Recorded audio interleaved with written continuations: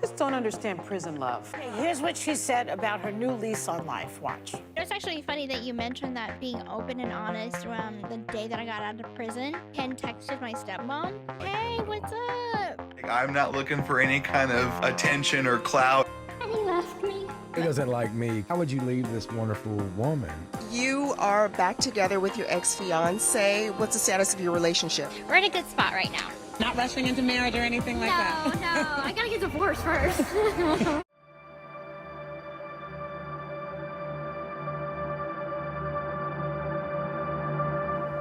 So who is Ken Urker? Is he a narcissistic homewrecker who just waited for a Gypsy to be free and have all the money in the world, who then enticed her to get divorced so that he could ride off into the sunset with her? Or is there more? I'll let you decide, but let me present my case. To be honest, we don't know a ton about Ken, but we know he's 31 years old, originally from Dallas, supposedly moving to be closer to Gypsy in Louisiana. He claimed he was a bartender, and he was raised by a single mom and has 4 other siblings. Gypsy and Ken originally got in contact when he wrote her letter of support in 2017. They got engaged in 2018 and then ended their engagement sometime after August 2019. So as I mentioned, Ken is part of a larger family and raised by a single mom. I raised a good boy. I raised 2 good boys and 3 great daughters. I raised 5 all by myself, and I didn't get child support. So assuming that divorce is the reason,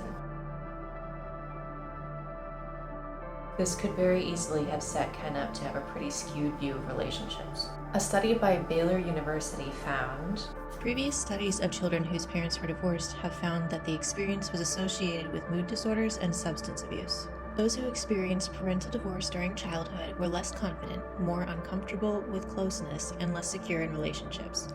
They rated their own caregiving style as less sensitive and close than did the participants whose parents had not divorced. I find this interesting because we see signs of Ken being relationally and emotionally insecure in his relationship with Gypsy from the very beginning. As Gypsy recounted from their first meeting, he came and it was kind of a funny story, but within the first 30 minutes he leaned over and gave me the most wonderful kiss of my whole life, she said of their first interaction. The kiss he gave me was quite passionate. I looked at him and was like, "I didn't even know you liked me like that."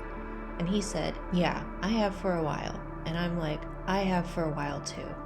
I know there are some crazy love at first sight stories out there, but this is not a love at first sight story. This is a boundary obliteration.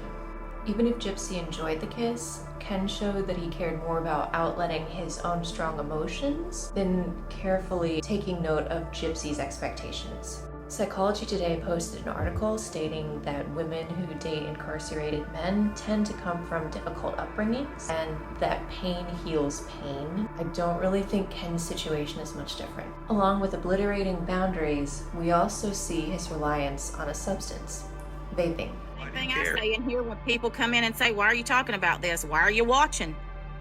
She's not pregnant for everybody who keeps asking. No. Am I saying that everyone who vapes is running away from childhood trauma? No. But if the shoe fits from the statement by Baylor University, you know. Speaking of childhood trauma, Ken is seen consistently chuckling in this TikTok live. You don't want to watch it? Fine, I don't care. Like, people are like, "I'm not gonna watch it." Okay, cool. Then why are you here? Like, People who chuckle constantly, especially while discussing difficult topics, aren't just the happiest people in the world. It's a trauma response. Neuroscientist V.S. Ramachandran also suggested that laughter helps us heal from trauma by distancing ourselves from the pain and associating that pain with positive emotion. This could be why nervous laughter can happen even at funerals or other sad and traumatic events. Ken is likely someone who prefers to avoid facing his pain. And I don't just mean pain in the present, I mean pain stemming from those very early days when he first started realizing his parents didn't love each other. People are shocked that Ken did not respect Gypsy or Ryan's marriage, but I propose that deep down inside, Ken doesn't really believe lasting love truly exists. Research on the intergenerational transmission of divorce has demonstrated that, compared to offspring of non-divorced parents, those of divorced parents generally have more negative attitudes towards marriage as an institution and are less optimistic about the feasibility of a long-lasting, healthy marriage. It is also possible that, when entering marriage themselves, adults whose parents divorced have less personal relationship commitment to their own marriages and less confidence in their own ability to maintain a happy marriage with their spouse. Ken likely views his attempt at relationship with Gypsy to be no more of a shot in the dark than her marriage to Ryan. Consciously, he may not be aware of it. This, of course, is unacceptable, but it's not unimaginable. I believe Gypsy's father, Rod Blanchard, in the statement he made to Ken when he and Gypsy were first engaged, really kind of sums it all up perfectly. He said, "I hope you can take care of her." These were the worried, pained words of a father who was looking at a young man he could tell suffered deep inner turmoil. Rod wants safety and happiness for Gypsy, but he knows this can only happen through stability and vulnerability. Here's the harsh reality. When the only form of normalcy we've experienced is instability, the only form of normalcy we'll pursue is instability. We have to learn to let go of the calm of instability to pursue the frightening, uncertain future of stability, of true peace that comes from being humble, teachable, and willing to face our demons head on.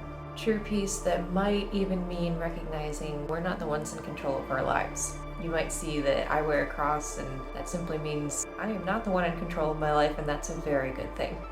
I don't know if Ken will ever reach that point, or if there's even a chance he'd see this video. Not to excuse his behavior, but to explain it. But just in case there's a Ken out there who has related to any part of this story that we've covered, I want you to hear me loud and clear. You are not the pain you experienced all those years ago. You are not insignificant, and you can experience joy and fulfillment in life. But the only way to experience that is through being honest with yourself. Honest with who you were, who you are now, and who you intend to be. Pain can be our greatest tool for learning and strength, but we have to be willing to be vulnerable enough to even let that learning happen. We have to surround ourselves with people and practices that enable learning those hard lessons. We may look in the mirror and hate the character of the person looking back at us right now, but that does not have to be the last chapter of our story. We can choose to make our last chapter one that we're proud of. We can show others it's never too late to heal. It's never too late to grow. As long as we're breathing, we can be learning. And this should help make every difficult situation a little bit less daunting. Okay. Thanks for watching. See you in the next video.